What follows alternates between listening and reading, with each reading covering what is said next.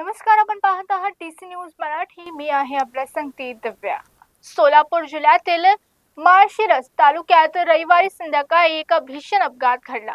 पंढरपुराकडे तीर्थयात्रेसाठी निघालेल्या भाविकांनी भरलेली पिकअप व्हॅन टुंटलवाडी गावाजवळ रस्त्यागत विहिरीत कोसळली.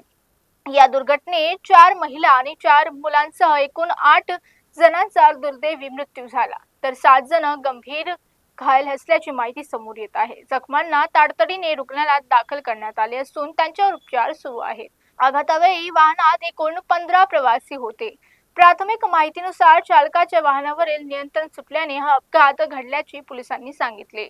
मृत आणि जखमी सर्वजण पंढरपुरात तालुक्यातील रांजणी गावातील रहिवासी असल्याचे समोर आले आहे.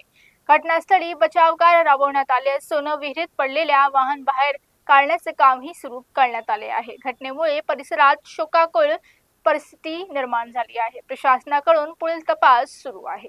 थांबूया येथेच. पाहत रहा प्रत्येक देशाच्या आणि राज्याच्या घडामोडीसाठी टीसी न्यूज मराठी.